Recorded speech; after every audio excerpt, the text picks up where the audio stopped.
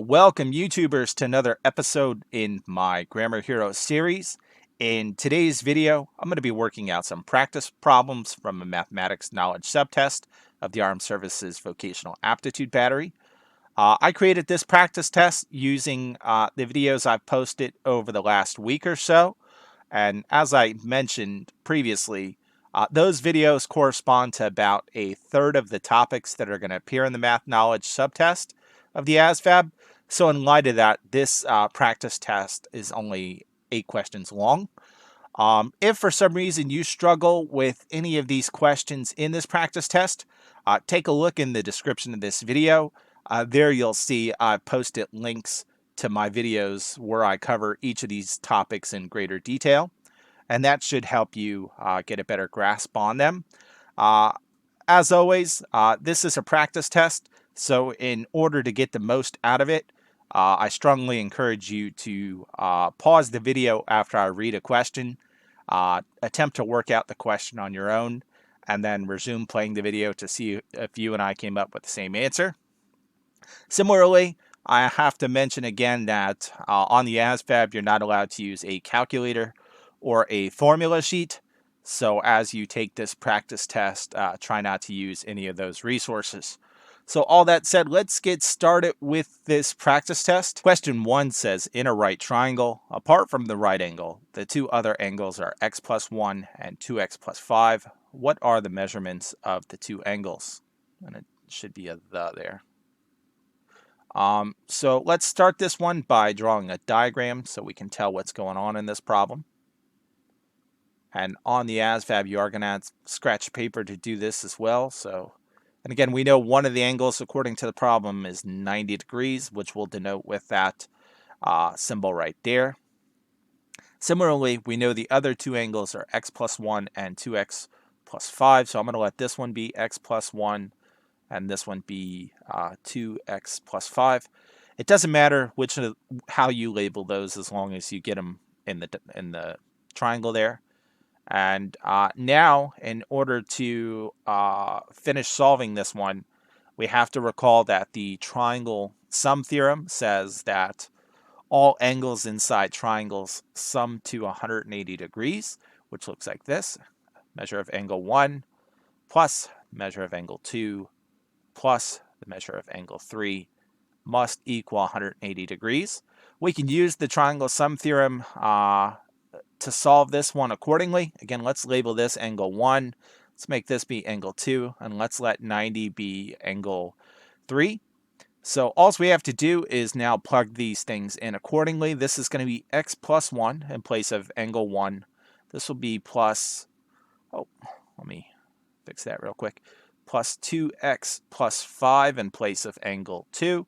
And as we know, this is going to be our angle 3. And as we know, it's 90 degrees. So this is going to be plus 90 equals 180 degrees. All right, before we move on, let's combine like terms as our next step.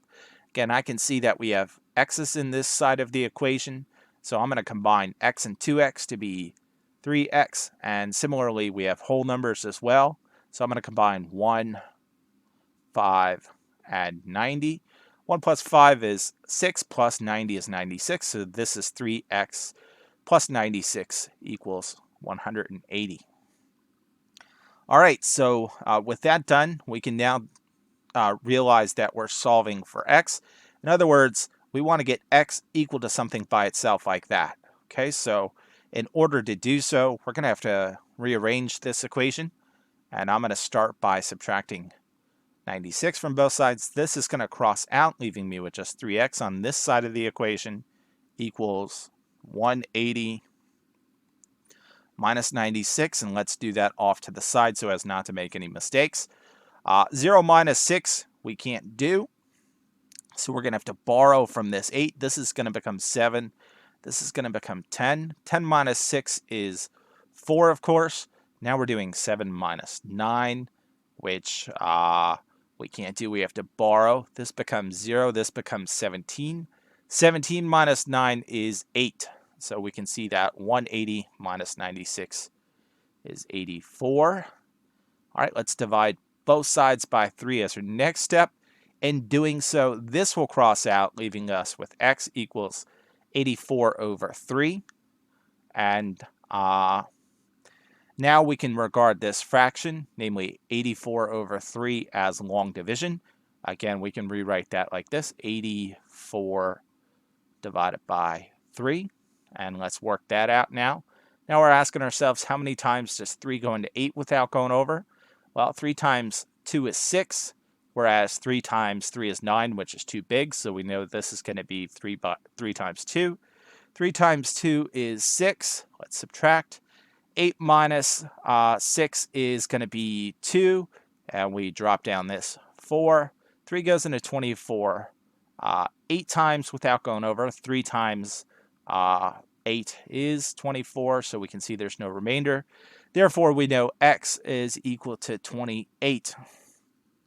That said, that doesn't really help us solve this problem in this case.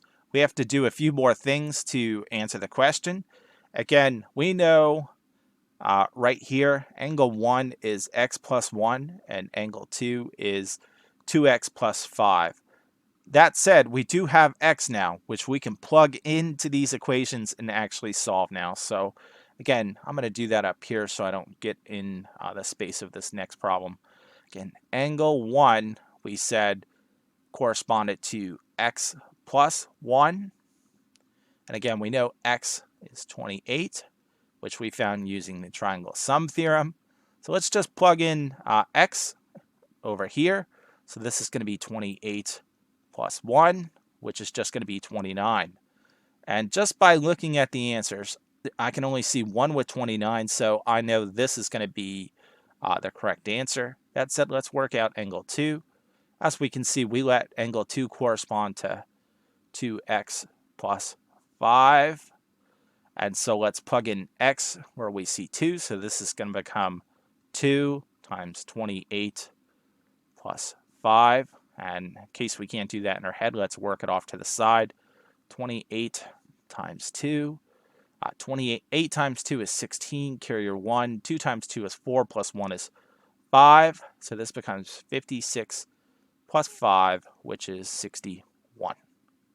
Okay, and if you think about it, 29 plus 61 is 90, plus this 90 degrees sums to 180. Okay, so we know we did our work correctly in this case. All right, so let's move on to number 2. For number 2, it says, if x equals 4 and y equals 10, what is the value of the expression 3x squared times y plus y over 2 minus 6x? So in this case, I'm going to start, because I know I'm going to need some room to do this work, by simply copying down the expression there. And let's go ahead and do so. A lot of people get questions wrong because they rush this step. Again, I'm not going to do that. I'm just going to simply copy this down nice and slowly. This is a fraction. It says y divided by 2, so I'm going to go y divided by 2 like that, minus 6x. And as you can see, we got a lot of things going on in this problem. We have squares, multiplication, division, subtraction, multiplication, more multiplication. In light of that, we're going to have to make use of the order of operations to guide our work. Again, the order of operations is sometimes remembered best by the mnemonic device, "Please excuse my dear Aunt Sally." And again, the order of operations tells you how to work out this problem. You look for what's in parentheses first, then you look and do what's has an exponent next, then you do multiplication and division from left to right, and similarly you do addition and subtraction as they appear from left to right. That is to say that there is no hierarchy of order in multiplication and division. They're treated as equals, so you do them as they appear from left to right, and that also applies for addition and subtraction.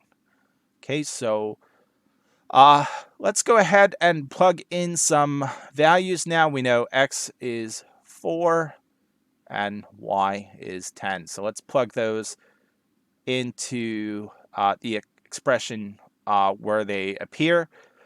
So let's go ahead and do that as our next step. This is going to be 3 4 squared times y, which is 10, plus y, which is 10, divided by 2. That's minus 6 times x, which is 4. Okay? Again, take your time as you do that. You do not want to make any mistakes. All right, so now we're going to make use of the order of operations. And more specifically, I'm going to look for anything in parentheses to work on. Nothing is in parentheses that I can simplify right now. So we're going to move on to scanning this expression for exponents. And as we can see, we do have 4 squared, which is an exponent. So we're going to work on that next. So this is going to become 3.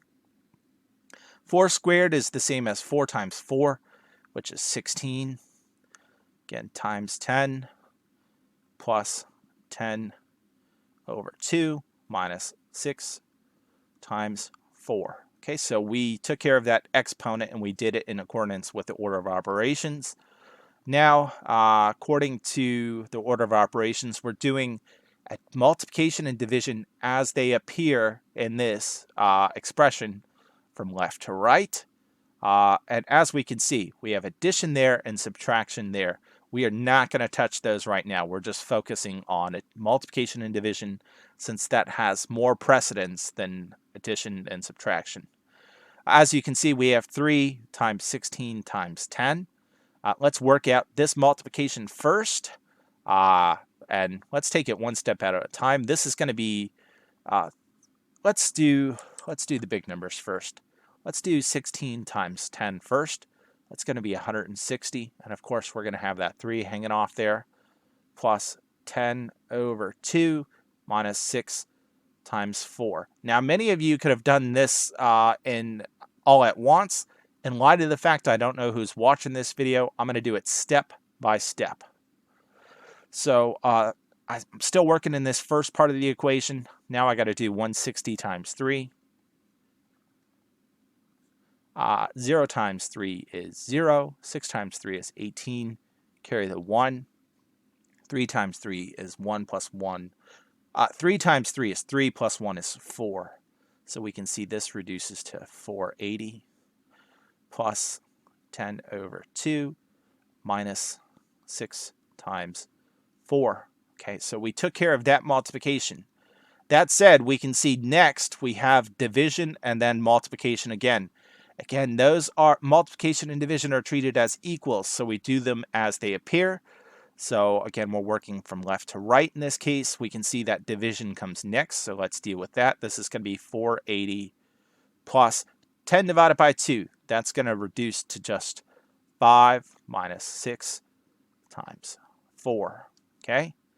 All right, so we did that division. Now we can see that before we move on to addition and subtraction, we have to take care of this final iteration of multiplication, notably 6 times 4. So let's go ahead and do that. 6 times 4 is 24. Okay?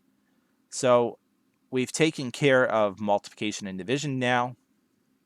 According to the order of operations, we're now going to do addition and subtraction as they appear in this expression from left to right. So as you can see, addition happens to come first. So we'll do that first. This is going to be 480 plus 5, which is 485. And again, it's going to be minus 24. The only thing left to do here is do, and I'm going to do it up here, 485 minus 24. Let's work that out. 5 minus 4 is 1. 8 minus 2 is 6. 4 minus nothing is just 4. So we can see this reduces to 461, which is right there, B. Okay, again, I know I didn't skip any steps, and I know many of you could. But as long as you work in accordance with order of operations, you understand above all else that multiplication and division you do from left to right as they appear, and addition and subtraction you do from left to right as they appear, you should be good to go.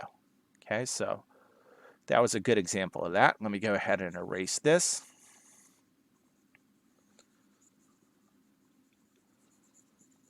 And as I mentioned, I did a video on the order of operations. You can see a link to it in the description of this video. All right, so let's go ahead and work on number 3 now. Number 3 says simplify. We have parentheses 3x squared y to the 5th, close parentheses, all squared. So not surprisingly, I'm going to start by copying this down. We have 3x to the 7th, y to the 5th squared. All right, so we have a lot going on here. We have to know the laws of exponents in order to simplify this one. More specifically, we have to be familiar with the expanded power rule as well as the power rule. And those are pretty simple. It says take this squared and apply it to everything inside parentheses using the power rule itself. According to the power rule, and let me write it off to the side. This is the power rule. Let's say you have x to the m raised to the nth power, and that looks like an n. All you would do is write down your base of x and then multiply the two powers, so this would be m times n. That's all we're going to do for every value inside this parentheses. So starting with 3, according to the power rule, we're going to write down its base. In case it's not obvious, anything that doesn't have a power has a power of 1. That's simply not expressed. So 3 to the 1st is the same as 3. If it's helpful, I'm going to write it in there to help us use the power rule here. So again, look at this. 3 to the 1st raised to the 2nd. So this is going to be 3, 1 times 2. Again, use the power rule for this x to the 7th. Write down the base of x. Multiply the exponents. 7 times 2. Same thing for the y. Write down the base of y. Multiply the exponents. 5 times 2. 2 times 1 is just 2, so we know that this is simply 3 squared. X to the 7 times 2 is x to the 14th. Y to the 5 times 2 is y to the 10th. We don't see that as our answer choice, and that's because 3 squared is the same as 9. And 3 times 3 is 9, so this is 9x to the 14th. Y to the 10th. Is that there? Yep, it's right there. Okay, so that was that one. Again, I just created an hour and 9-minute long video on the laws of exponents. And this is a pretty easy problem once you take a look at that video. But again, we use the power rule and the expanded power rule to solve this one. All right, number 4 says the foot of a ladder is placed 5 feet from a wall. The ladder is 13 feet long. How far above the ground does the ladder touch the wall? So in this case, it's going to be helpful to draw a little diagram to illustrate what's going on here. In this case, we know we have a wall and we have a 13-foot ladder. And let me try to make that as straight as possible. We have a 13-foot ladder leaning up against it. So this ladder is 13 feet. Moreover, we know that the base or foot of this ladder, which is right here, sits 5 feet from the wall. So we know that distance is 5 feet. We want to know how far above the ground this ladder touches. So we want to know what that distance is. Okay. We should see that this is a right triangle. And in light of that, we know the 13 feet is the hypotenuse. 5 feet is one of the legs. And then this value, which I'm going to call A, is another one of the legs. So we're going to make use of the Pythagorean Theorem to figure out what A is. Again, that's A squared plus B squared equals C squared, where A and B refer to the legs of the right triangle and C refers to the hypotenuse, which you can easily identify since it's always directly across from the right angle. And again, the Pythagorean Theorem says if you're given two pieces or two sides in any right triangle, you can use this formula to solve for the missing side. In this case, we were given the hypotenuse and one of its legs, so we're going to use the Pythagorean Theorem to solve for the other leg. And to do so, we're going to simply plug things in and solve accordingly. So again, A squared, or just A, is what we're trying to solve for, so we're going to leave that as A squared, plus B squared. B in this case is 5. that's going to be 5 squared equals c squared. As we know, 13 is the hypotenuse, so this is going to be 13 squared. All right, so let's work this out. This is going to be a squared plus 25 equals 13 squared is 169. Okay, so at this point, we should realize that we're trying to solve for a just like that. Again, that will give us this height here. So we're going to, in order to keep working this out, the next thing we're going to do is subtract 25 from both sides. This is going to cross out, leaving you with a squared equals 169 minus 25. So this is 169 minus 25. Let's work that off to the side. 9 minus 5 is going to be 4. 6 minus 2 is 4. 1 minus nothing is just 1. So we can see this is 144. To get a by itself, we'll take the square root of both sides. This will cross out, leaving you with a equals the square root of 144, or just 12. So in light of the fact a is 12, we know this ladder reaches 12 feet up this wall, which is going to be C. All right, so that was that one. Question 5 says, the diameter of a circular park is 98 meters. Find the cost of fencing it at $4 per meter. In this case, it's going to be very helpful to make a little diagram. So let's go ahead and do so. It's going to look like this. Again, we know it's a circular park, and we're told that according to the problem, its diameter is 98 meters. In case you haven't dealt with circles in a while, the diameter is the distance from one edge of the circle to the other edge of a circle, albeit through the center point of the circle. So in other words, that distance right there is 98 meters. And again, we want to find the cost of fencing this. So we want to figure out what this outside edge of the circle is. That is, we want to find the perimeter of this circle. We should know that perimeter in terms of circles is synonymous with circumference. So we're going to have to make use of the circumference formula to figure out what that is first. Then we'll multiply that result by 4. So circumference has two formulas. It's either 2 pi r or pi times diameter. In light of the fact that we were given the diameter in this case, we're simply going to use pi times diameter. And in case it's not obvious, when you have to work out things by hand on the ASVAB, you always let pi be 3.14. Okay, so we'll go ahead and use that in this case. Now let's just plug things in. Again, this is going to be pi times diameter, which we identified as 98. So let's work this out. Again, this is the same as 3.14 times 98. So we're going to have to do multiplication with a decimal and a whole number. So that looks like this, 3.14 times 98. In order to do multiplication with a decimal and a whole number, I find that it's easy to shift this decimal such that you make the decimal a whole number as well. So I'm going to shift 3.14 2 times to the right to make 3.14 314. And then I'm going to work this out, 314 times 98, albeit with 2 decimal places to shift back into the left at the end. Okay, that's how I find it easiest to do. I know there are other methods for dealing with decimals and multiplication. 4 times 8 is 32. Carrier 3. 8 times 1 is 8. Plus 3, 8, 9, 10, 11. Carrier 1. 8 times 3 is 24. Plus 1 is 25. We have to add a 0 placeholder since we're working with this number now. 9 times 4 is 36. Carrier 3. 9 times 1 is 9. 10, 11, 12. Carrier 1. 9 times 3 is 27. Plus 1 is 28. Let's add.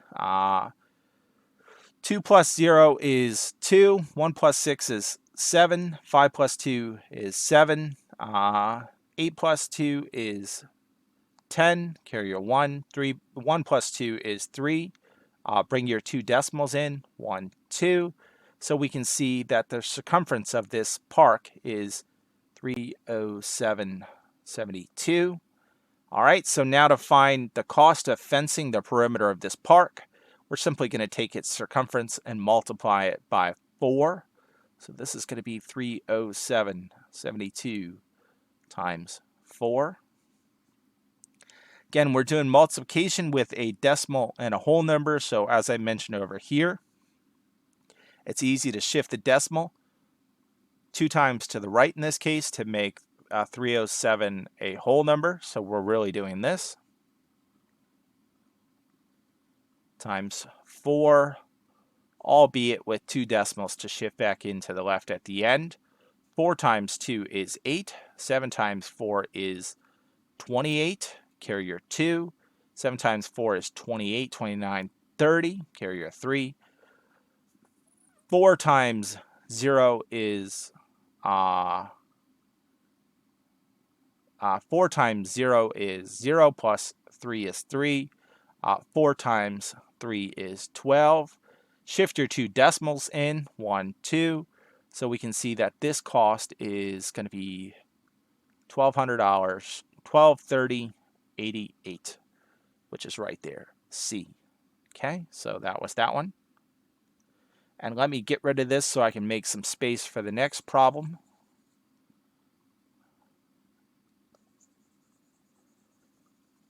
Again, if you need to see what I did there, you can always play back the video as needed.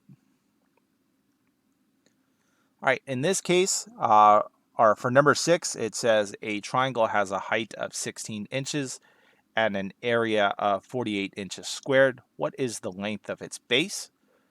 Okay, so we have a triangle. It doesn't tell us what kind of triangle it is, so I'm just going to draw a right triangle. And we're told its height is 16, so I'm going to label that as 16. We know its area, moreover, is 48 inches squared. And we want to know what the length of its base is, which is right here.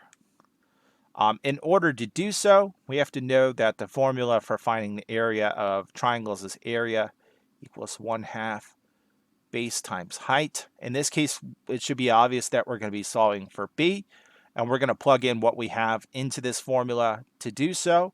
Again, we know area equals 48 inches. So in place of A, we can write 48. So this becomes 48 equals 1/2. Again, we know what the height is. The height is 16, so we'll leave B as is and write in 16. All right, so there are a few options as to how you can proceed. I think it's going to be easiest to deal with this 1/2. I'm going to get rid of it by multiplying both sides by 2, which is going to prompt this 1/2 to cross out over here. So this is simply going to become B times 16 and 48 times 2 on this side. Let's work that out real quick. Let me fix that right there. My pen sometimes acts up. 8 times 2 is 16. Carry your 1. 4 times 2 is 8. Plus 1 is 9. So we can see that this is 96. All right. So now we have B, and this is B, times 16 equals 96. We want to get B by itself. That is, we want B equal to something. So we're going to have to divide both sides by 16 as our next step. This is going to cross out, leaving us with B on this side equals 196 divided by 16. Now, a lot of people might not know what that is off the top of their heads. But that said, again, we're treating this fraction as long division, notably 96 divided by 16. So we know that 16 times one of these numbers has to be 96. Again, if you don't know what this is off the top of your head, you can come over here and do 16 times 6. And that will check to see if this is the right answer. 6 times 6 is 36. Carry your 3. 6 times 1 is 6, plus 3 is 9. So I know 96 divided by 16 is 6. In math, it's customary to write the variable for which you're solving on the left. So this is going to be B equals 6. So we know that the base, in this case, has a length of 6 inches. Okay, and we use the area formula to figure that out. Okay. All right, let's look at number 7. 7 says a goat is tethered by a rope 6 meters long. Find the maximum area that that goat can graze. So in this case, we have this stake in the ground here and a rope that's 6 meters long. And of course, it's attached to a little goat here. So let's make our little goat. Looks like an ant, but it's good enough. So this goat, in other words, can graze anywhere this rope can reach, which means this rope can reach in a full circle like that. Okay? So we should realize that the goat can graze in this area enclosed by this circle. So in light of that, we're going to make use of the formula to find the area of a circle to figure this out. Area of a circle only has, the formula for area of a circle only has one formula, and that's pi times r squared.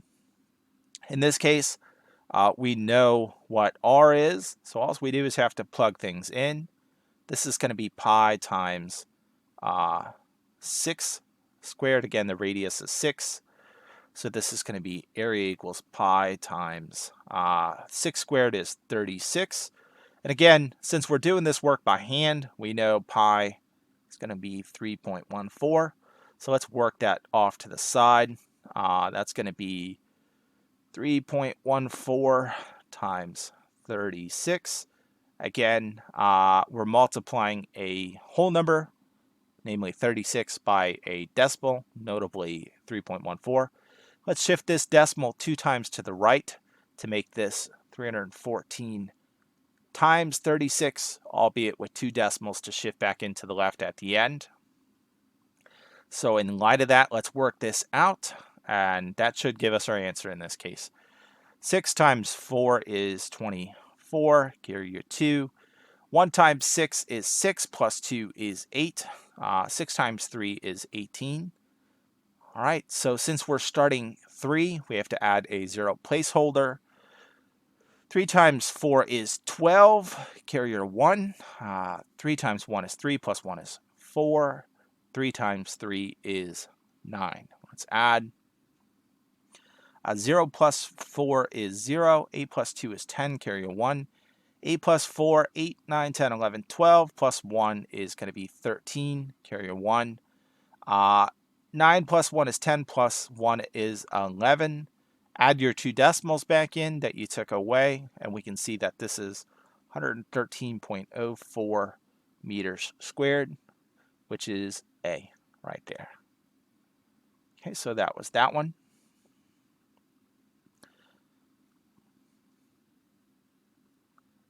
All right, so the final question in this practice test says, the diameter of a cart of a wheel is 2 meters. Find the distance traveled when it completes 100 revolutions.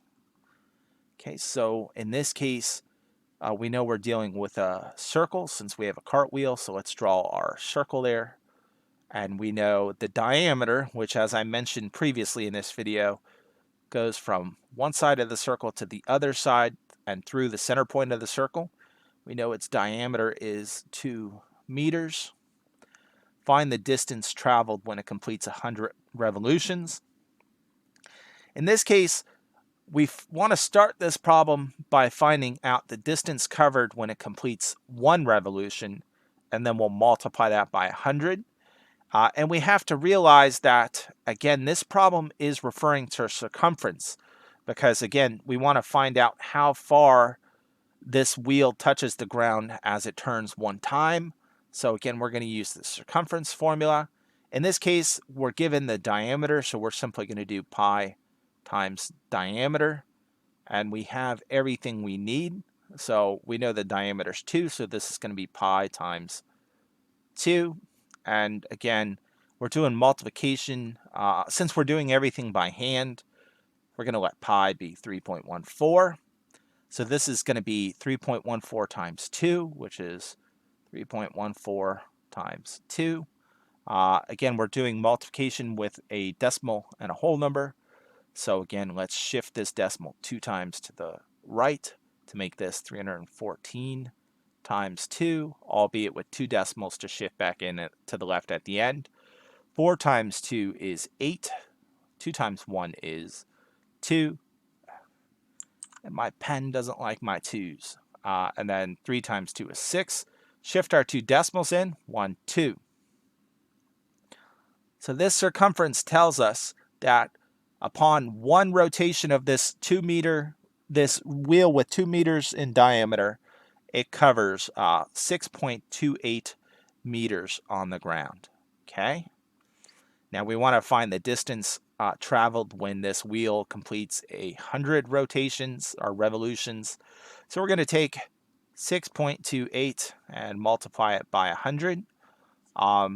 Instead of working this out, it's easier to realize that whenever you multiply something by a power of 10, which can be 10, 100, 1,000, 10,000, 100,000, and so on, all you do is take this decimal and shift it to the right according to how many zeros there are in that power of 10. In 100, there's 2 zeros in the power of 10. So we're going to shift this decimal 2 times. So without doing too much work, I know 6.28 times 100 is 628. In other words, after 100 revolutions, the distance covered using this size wheel will be 628 meters. Okay. So that's it for this practice test. As I mentioned, this covered all the topics I've created videos for recently. And if you look in the description of this video, you'll see that I've posted a link for the video that corresponds with each question. So if you need more help, go ahead and take a look at those videos. In terms of where I'm at on this channel, next week, I'm going to finish up covering everything you're going to see on the math knowledge practice test of the ASVAB. And then by the end of July, I will have covered everything on the arithmetic reasoning subtest as well. Going forward, I think it's best to cover new topics 4 days a week and then do a practice test on the 5th day of the week. So if you've noticed, this week I covered new topics on Monday, Tuesday, Wednesday, Thursday, and on Friday I posted this practice test, which corresponds to all those topics I've covered. So I hope you found it helpful. If you like the content I'm creating, please click the subscribe button. That always helps me out. In addition, you're more than welcome to leave some feedback in the comments section below. I don't know if you noticed, but as I work through this practice test, I start getting fatigued. And I think if you think about what we're doing in terms of just practicing and the length of time you're practicing, by practicing for 30 minutes to an hour a day, that's going to build up your stamina for test day. I think the ASVAB takes close to 4 hours. So by going through these 1 hour to 2 hour long practice tests, again, you're going to increase your stamina for test day, which is a good thing. So on that note, again, I'm going to go ahead and cut you loose. Konnichiwa.